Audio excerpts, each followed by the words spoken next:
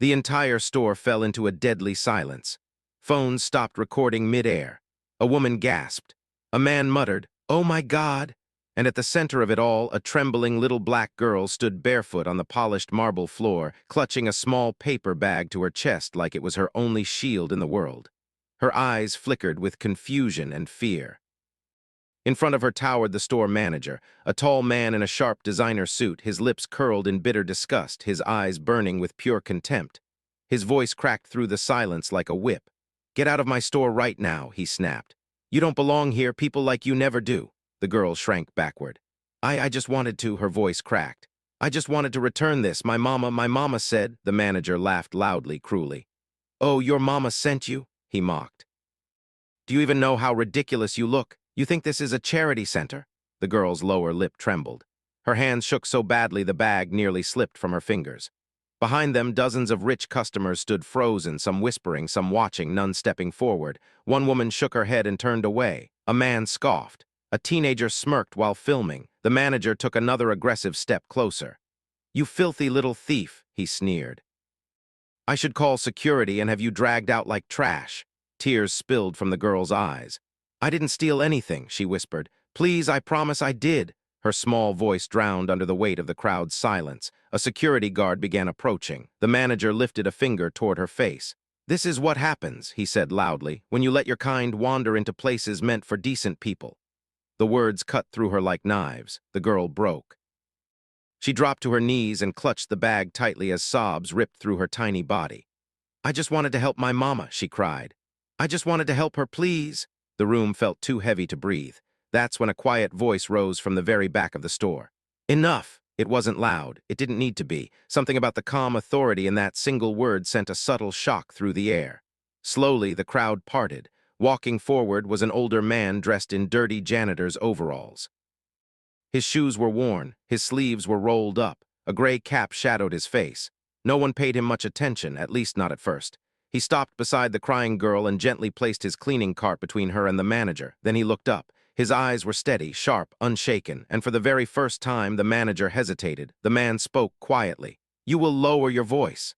The manager burst into laughter. "And who the hell are you?" he spat. "The cleaning crew." The old man nodded once. "Yes," he said calmly, "today I am." Another laugh from the manager. "Then clean up this mess and get this little rat out of my store," he barked. The little girl sobbed louder. The janitor bent down slowly and met her eye level. "You're safe right here," he whispered gently. "No one will touch you." Then he stood back up and looked directly at the manager. "That child returned an item," the janitor said quietly. "She did nothing wrong," the manager scoffed. "And I said she does not belong here. End of discussion." The janitor's jaw tightened. "You just broke company policy," he said. The manager laughed again, louder this time. "You think I care about policy? You don't even know my position here." The janitor took one step closer. "I know exactly who you are," he said calmly. The manager's smile faded slightly. "And who exactly is that?" he sneered. The old man's voice dropped lower. "You are a man who just destroyed his own career." A murmur rippled through the crowd. The manager straightened. "Get back to mopping floors," he snapped. "You have no power here." The janitor reached into his pocket slowly. The crowd held their breath. Several people thought he was reaching for a phone. What he pulled out instead was a black, embossed executive ID card. He held it up at eye level. The store manager's face drained of color. The janitor spoke softly. "I am the CEO of this entire retail chain." Someone screamed. The security guard froze. A woman dropped her purse. The manager staggered back one step. The old man slowly turned and placed the card beside the little girl's shaking hands. "And this child you just humiliated," he continued, "is the niece of the woman who saved my life 20 years ago." The manager's mouth opened. No sound came out. The CEO's eyes hardened. "You fired her dignity in public," he said coldly. "Now I fire you." Gasps exploded through the store. The manager collapsed into panic. I didn't know." He stammered, "Sir, please, I didn't know." The CEO turned to the little girl and gently helped her stand. The child looked up at him through swollen red eyes. "You are brave," he said softly, "and today you are not alone anymore." The girl sniffed. "Is my mama going to be okay?" she whispered. The CEO paused, then he answered, "She will be more than okay." The manager dropped to his knees. The security guard stepped back. Customers stared in shock. Justice was unfolding in real time. But little did the cruel manager know, his life was about to be turned completely upside down. because the truth about this little girl was far more powerful than anyone in that store could ever imagine. Let's go back to how this story truly began this morning. The sun had barely risen when little Nia Carter opened her eyes. The tin roof above her creaked softly as warm morning air crept into their one-room home. A thin beam of sunlight slipped through the torn curtain and landed on the cracked concrete floor. Nia sat up slowly on the old mattress she shared with her baby brother. The room smelled faintly of cold tea and laundry soap. Across the room, her mother, Rosa, lay curled beneath a thin blanket, her breathing shallow and uneven. Beads of sweat clung to her forehead even though the morning was cool. Nia's heart tightened. She slid off the mattress quietly and tiptoed to her mother's side. "Mama," she whispered. "Mama, are you awake?" Rosa's eyelids fluttered open weakly. "Nia, baby," she murmured through dry lips, "you should still be sleeping." Nia shook her head gently. "You were coughing all night again." Rosa tried to sit up but winced in pain, clutching her chest. "I'm fine," she whispered, forcing a weak smile. "I just need rest." But Nia had heard that lie too many times. She glanced at the small plastic bottle beside the mattress. It was empty. Her stomach dropped. No more medicine, no money, no help. Rosa noticed the look on her daughter's face and turned away. "It's okay," she said softly. "God will make a way." Nia swallowed hard. God had been quiet for a long time. The tiny kitchen corner had one loaf of bread left. Only 2 slices remained. Nia toasted both over the weak electric burner and spread a thin layer of peanut butter across them, stretching it as far as she could. She placed one slice in her mother's hand. "You need it more than me," she said. Rosa tried to protest. "No, baby," Nia interrupted gently. "I already ate earlier." It was a lie, but it was a lie Rosa accepted with trembling gratitude. Nia then picked up her baby brother from the mattress. He whimpered softly. She rocked him gently. "It's okay, Jalen," she whispered. "Big sister got you." From the outside, Nia was just a poor little girl in worn clothes, but on the inside, she was the heartbeat of that broken home. Nia was only 12 years old, but life had already taught her lessons that many adults never learn. Her father had died when she was 7. A factory accident. No compensation, no justice, just silence. Since then, everything had fallen onto Rosa. Rosa cleaned houses when her body allowed it. Some days she could barely get out of bed. Bills piled up. Food ran out. Eviction notices came taped to the door more than once. Still, through it all, Rosa taught her children only one thing mattered most. Kindness is the only thing no one can take from you. And Nia listened. She helped neighbors. She walked elderly residents to bus stops. She shared food even when she had none. At school, her teachers said she was brilliant. Nia dreamed of becoming a doctor, not for money, but because she wanted to save her mother. That morning, Rosa's illness had worsened. Her cough was deeper, her breathing shorter.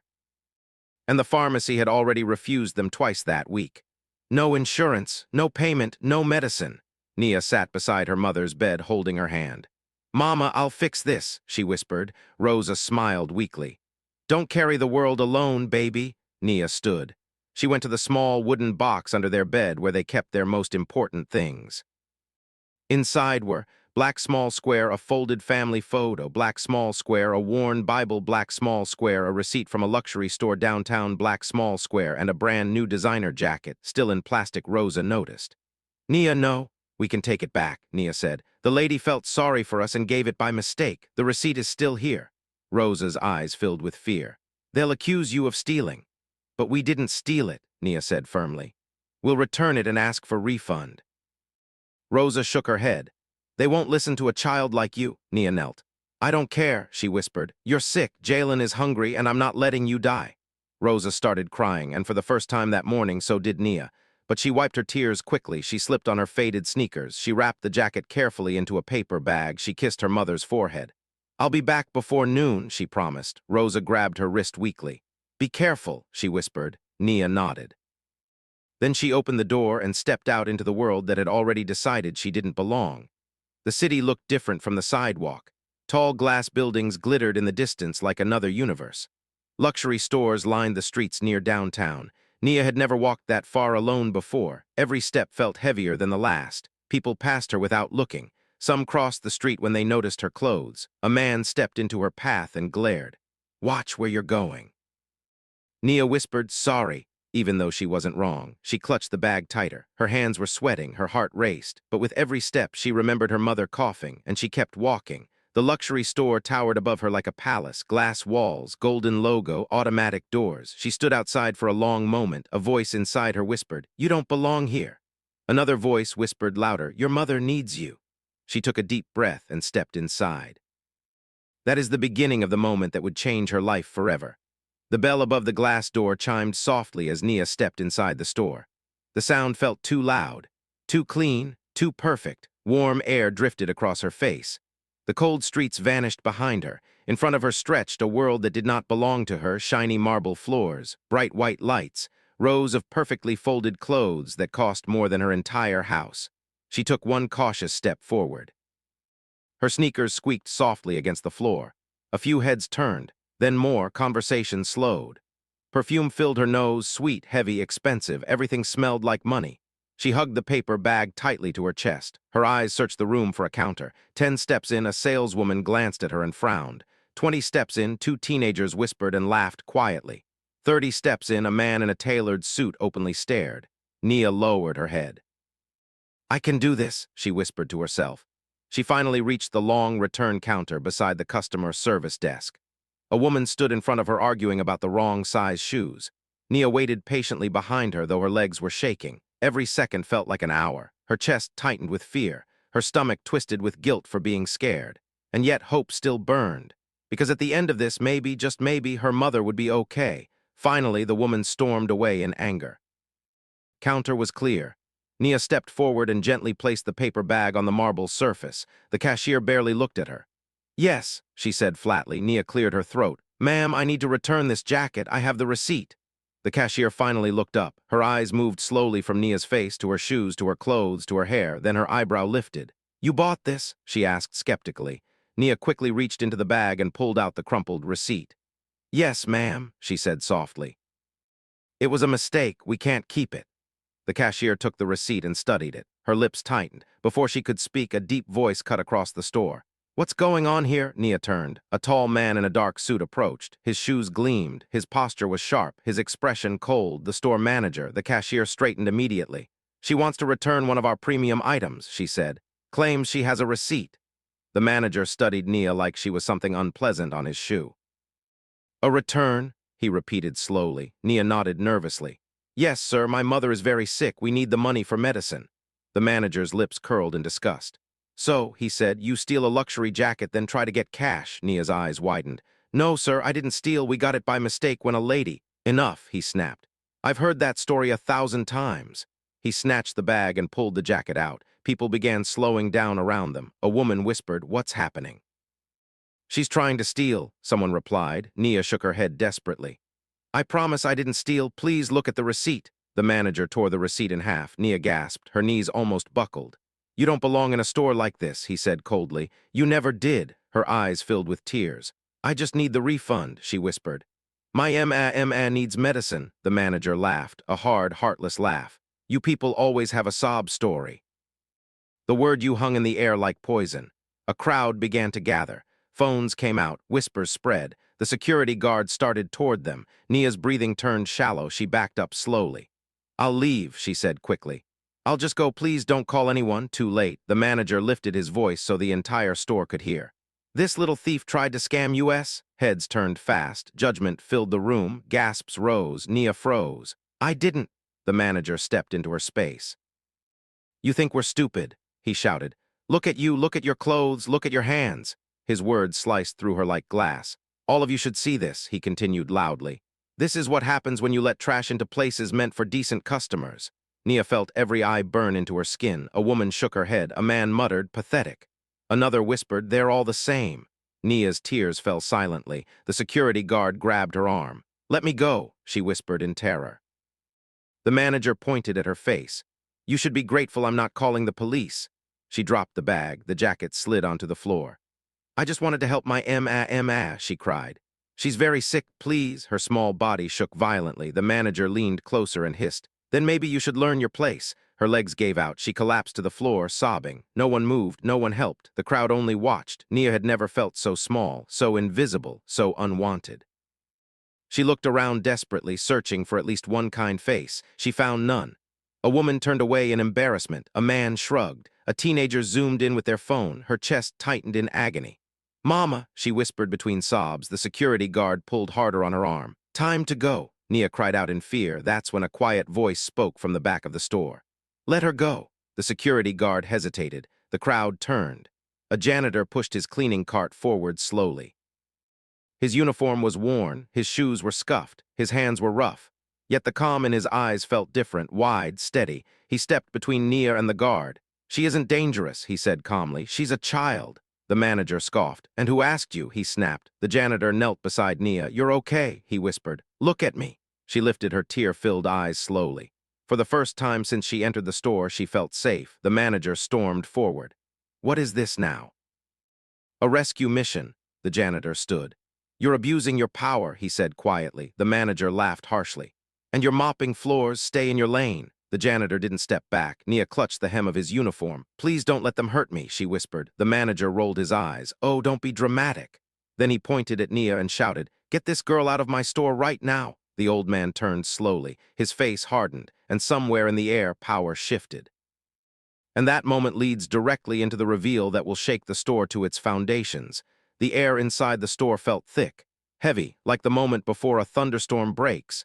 Every eye locked onto the old janitor standing between Nia and the furious manager. The manager's face twisted with irritation. I said get her out, he snapped at the security guard again. And get this old man back to the mop. The guard hesitated for a second. He didn't know why. Something in the janitor's posture made him pause. The old man didn't raise his voice, didn't threaten, didn't shout. He simply turned his head slightly and said quietly but firmly, No one is touching her. The manager scoffed. Are you losing your mind? You work for me. The janitor shook his head slowly. No, he said. You work for the company and the company works for its people.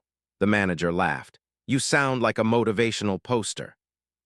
Then he leaned in close, his face inches from the old man's. You're replaceable, both of you are. Nia tightened her grip on the janitor's uniform. Her voice trembled. Mister, please, I don't want trouble. I just want to go home. The old man looked down at her, softened. What's your name? He asked gently. Nia, she whispered. Nia, he repeated with a small nod. You did nothing wrong. The security guard shifted uncomfortably. The manager barked, Enough of this. He turned to the crowd. Is everyone enjoying the show? Some people looked away. Others stared with guilt in their eyes. The manager grabbed the jacket off the floor. You think returning this makes her innocent? He sneered. This item costs more than what her family sees in a year. Nia flinched. The old man's jaw tightened. Then he spoke. Put the jacket back down. The manager laughed loudly. Or what? The old man lifted his gaze slowly. What happens next, he said quietly, will follow you for the rest of your life. For the first time, the manager felt something unfamiliar. Unease, he scoffed to cover it. You think you scare me? The old man reached into the chest pocket of his dirty uniform. The crowd leaned in instinctively. Several people assumed it was his phone, but what he pulled out was something no one expected. A matte black executive access card, heavy, clean, with the company's gold emblem stamped across the front, the same emblem that glowed above the entrance doors. He held it up. The room went silent, perfectly silent. The security guard's eyes widened. The cashier gasped and covered her mouth. A customer whispered, That's a corporate card. The manager squinted. Then his face changed. Slowly, color drained from his skin. His confident smirk faded into rigid disbelief. The old man spoke clearly now. My name is William Carter. A murmur spread. Someone in the back whispered in shock. That's the founder's name. William slipped the card back into his pocket. I'm not just a cleaning man, he said. I am the chief executive officer of this entire retail chain. The store exploded into gasps. A woman screamed. The cashier's knees nearly buckled. The security guard stepped back instinctively, and the manager staggered. No, that's not possible. William took one slow step forward. I go undercover 4 times a year, he said calmly, to see how my people are treated when they think no one important is watching. The manager began to sweat. William turned his head slightly toward Nia, and today I found exactly what I feared. He turned back to the manager. A child alone, crying, humiliated, while you enjoyed your power. The manager stuttered. Sir, I didn't know if I had known. William raised his hand. You knew enough, he said coldly. You knew she was human. The manager swallowed hard. Please, sir, I was only following procedures. William's eyes hardened. Then your procedures are broken. The store was silent except for Nia's soft sniffles. William stepped closer until he stood inches from the manager. Now listen carefully, he said. Every word you spoke to that child was recorded. The manager's eyes widened in horror. Every insult, a gulp. Every threat, his knees trembled. You thought power was something you could wear like a suit, something you could use to crush the small. William gestured gently toward Nia. You just crushed the wrong one. The manager dropped the jacket. It hit the floor softly. Sir, please. William turned his head toward the security guard. Escort him to the office. The guard snapped upright. Yes, sir, the manager panicked. Wait, sir, don't do this. I have a family, I have kids. William looked at him without mercy. So does she? He pointed to Nia. The manager collapsed to his knees. Please, I beg you. William's voice didn't rise. He didn't need it to. You don't beg me, he said quietly. You beg the child you broke. The manager turned desperately toward Nia. I'm sorry, I didn't mean it. Nia stared at him through tear-filled eyes. Her voice was small but steady. You hurt my feelings. The words struck harder than a scream. William turned fully toward Nia now. He lowered himself to one knee in front of her. The entire store watched in stunned silence. You said your mother is sick, he said gently. Nia nodded. She needs medicine. I only came to return the jacket. William swallowed. Something deep and old stirred in his eyes. Did a woman give you that jacket by mistake this morning? Nia blinked. Yes, sir. William closed his eyes slowly, just for a moment. Then he whispered, her name was Angela. Nia's lips parted. William's voice softened. She worked for me 20 years ago, cleaned an office just like this. The store leaned in. One night I collapsed in my office, heart failure, no one was there. He opened his eyes again. Except her. Nia listened in shock. She stayed with me until the ambulance came, paid for my taxi when I had nothing, fed me soup when I woke up in the hospital. William's eyes glistened. She saved my life. The crowd murmured in disbelief. William swallowed hard. And she gave birth to a daughter before she passed away. He looked directly at Nia. She named her after the promise she made to life. Nia whispered almost inaudibly, my M.A.S. name was Angela. William's breath caught. The store collectively froze. William reached out slowly, gently lifted Nia's chin. Then you are not just any child, he said. You are family. The crowd erupted into shocked whispers. The manager sobbed on the floor. William stood. And because you are family, he turned back to the manager. You don't get fired quietly. William lifted his voice for everyone to hear. You are terminated effective immediately. Gasps. You will be charged with discrimination. More gasps. And every customer here will receive the footage of how you treated a little girl today.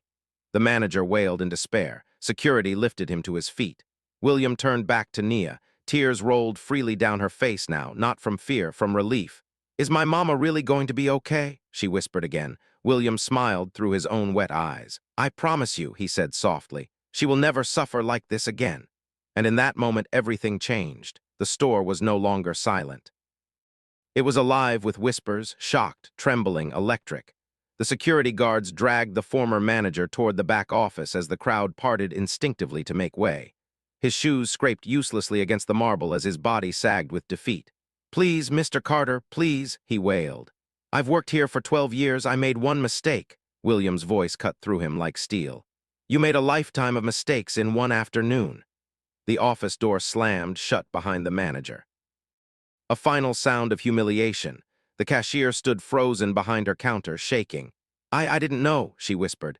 I swear. William turned toward her. His voice wasn't cruel, but it was firm. You saw a child hurting, he said quietly, and you chose your job over your conscience. Her eyes filled with tears. I'm sorry, William held her gaze. Next time, be braver.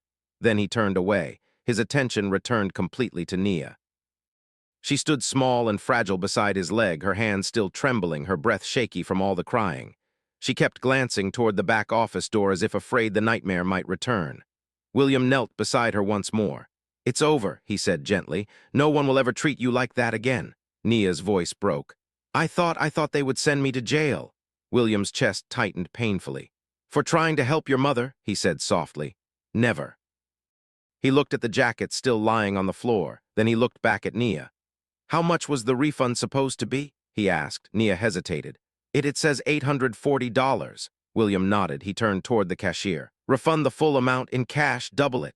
The cashier gasped. Sir, now, William said. The register opened with a soft electronic chime. Bills were counted, stacked, then counted again. The cashier slowly placed the money into Nia's trembling hands. Nia stared at the thickness of the cash in disbelief. Her brain couldn't understand the number. She only understood one thing: her mother would get her medicine. Her baby brother would eat. Tears spilled again as she whispered. Thank you. William smiled gently, but he wasn't finished. Nia, he said, where is your home? Less than 40 minutes later, a sleek black executive car stopped in front of the crumbling apartment building where Nia lived. Neighbors peered from windows. Children stopped playing. Someone whispered, "Who's that?" Nia stepped out of the car hesitantly. William stepped out behind her. Rosa heard the car door. She forced herself to sit up in bed as pain stabbed her chest. Then the door opened. "Nia," she whispered weakly. "Is that you?" Nia ran to her mother's side and collapsed into her arms. "Mama, Mama, I'm okay. I'm so okay." Rosa held her tightly, confused and relieved. Then she saw William standing quietly in the doorway. Her eyes widened. Who are you?" William removed his cap gently. "My name is William Carter," he said softly, "and I owe you my life." Rosa stared. Slowly, memories surfaced: an office floor, a collapsing man, a long night at the hospital. Her hand flew to her mouth. "You," she whispered. William stepped forward. "You saved me when I had nothing," he said. "Now it is my turn." Rosa tried to sit up further, but coughed violently. William turned sharply. "Call the hospital, now," he told his driver. Within minutes, paramedics flooded the tiny apartment. Rosa was placed on a stretcher. Nia ran alongside her, holding her hand. "Mama, they're going to help you," she cried. "You're going to get better." Rosa looked at William weakly. "Why?" she whispered. William leaned close so only she could hear. "Because your kindness raised a daughter who restored my faith in humanity." Rosa was admitted immediately. Diagnosis: severe untreated pneumonia and heart complications. The doctors shook their heads. She would not have survived another week without treatment. William covered every bill without question. He arranged the best specialists in the state. He arranged food, rent, clothing. He arranged therapy. But most importantly, he arranged hope. 2 days later, William returned to the hospital with official adoption and guardianship documents. Rosa cried uncontrollably as she signed, not because she was giving up Nia, but because she was giving her a future she couldn't provide. William knelt beside Nia later that evening in the hospital garden. The sun was setting behind the tall building. "Nia," he said gently, "would you like to go to school where you never have to worry about food, books, or safety?" Nia nodded slowly, uncertain. "Would you like your baby brother to grow up never crying from hunger?" Her lips trembled. "Yes." "Would you like your mother to receive medical care for the rest of her life?" Nia broke down into tears. "Yes, please." William opened his arms. "You are my responsibility now," he said. "All of you." She ran into his embrace, and for the first time she cried from joy. 3 weeks later, news channels carried the story nationwide. A leaked video showed the manager screaming at a defenseless black child. Public outrage exploded. Sponsors pulled out. The company sued him for violating civil rights law under company authority. His face filled screens beneath one headline: "Former manager faces multiple charges of racial discrimination." Meanwhile, the people in that store, the ones who watched silently, also saw themselves exposed. They learned a painful lesson: silence had a cost. Nia's first night in her new home, Nia stood in her new bedroom that night. A real bed, clean sheets, a desk covered in books, a window that looked out at the stars instead of broken concrete. She touched the pillow. Soft, she whispered to herself, "This is real." William stood quietly behind her. "You get used to the comfort," he smiled. "But never forget where you came from." Nia turned to him. "Mr. William?" "Yes, my brave girl. Why did you dress like a janitor that day?" William thought for a moment. "Because the truth hides best where no one looks," he answered. She nodded thoughtfully. Then she said, "I'm going to be a doctor." William smiled. "I never doubted it." 5 years later, the sun rose gently over a quiet suburban neighborhood lined with clean sidewalks, blooming flower beds, and rows of peaceful homes. Inside one of those homes, a soft alarm clock chimed. A young teenage girl sat up in bed. Her hair was neatly braided. Her room was bright. Her desk was filled with books, trophies, and framed certificates. This girl was no longer the trembling child who once collapsed on a cold marble floor. This girl was Nia Carter. She stretched, smiled, and stood from her bed without fear, without hunger, without dread. On the wall across from her hung a framed photograph. It showed a little black girl in worn clothes standing beside an elderly white man in a hospital garden. Below the photo were the words, "Kindness saved my life, and then I let it save hers." Nia ran her fingers across the frame gently. Then she headed downstairs. A different kind of morning in the kitchen. The smell of warm pancakes filled the air. Her little brother, Jalen, now 6 years old, sat at the table wearing a school uniform, swinging his legs happily. Rosa stood at the stove, strong again, healthy again, stirring eggs while humming softly. "Nia, you're going to be late for school," she called. Nia smiled. "I'm already ready, Mama." William sat at the table reading the morning paper, glasses low on his nose. His hair had gone a little whiter over the years, but his eyes were warm. He looked up at Nia. "Big exam today, isn't it?" Nia nodded. "Biology finals." William smiled proudly. "My future doctor," Nia blushed. "Still my dream." Rosa placed a plate in front of her daughter. "And you're already living it, baby?" Nia sat. For a moment, she simply watched her family, her once fragile mother now full of life, her laughing brother, the man who changed their destiny without ever asking for thanks. And she felt something deeper than happiness. She felt purpose. That afternoon, while she was walking home from school, Nia saw something that made her stop cold.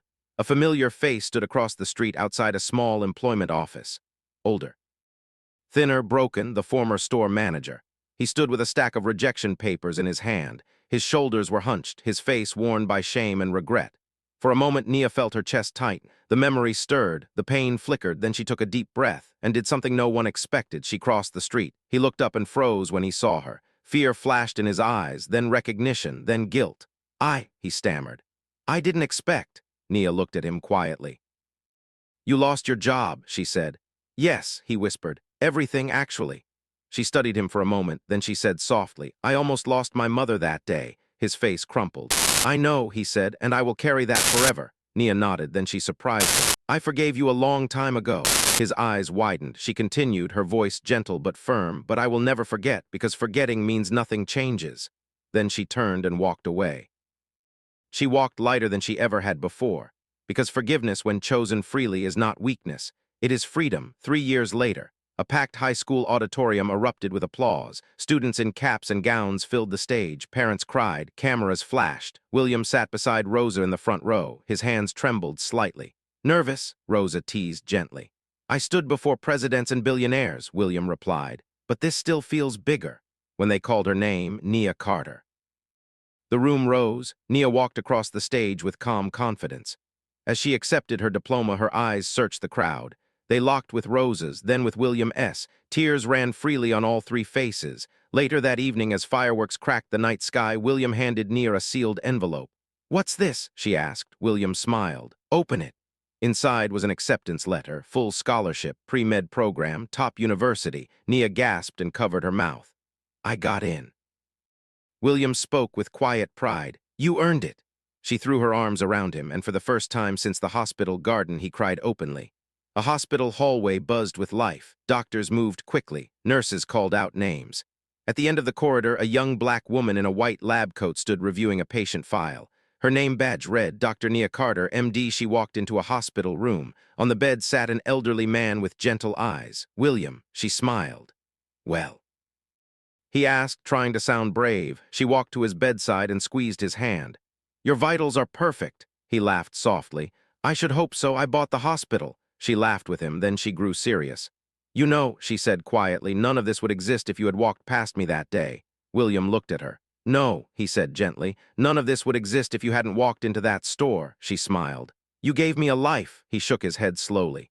"You gave me a legacy." They sat in silence for a moment. Not awkward, not heavy, just full of everything that had been. Outside the room, Rosa and Jalen waited together, whole, unbroken. A family that almost didn't survive, but did. Wealth can build empires, but only kindness can build lives. Power can silence the weak, but courage can rewrite destiny.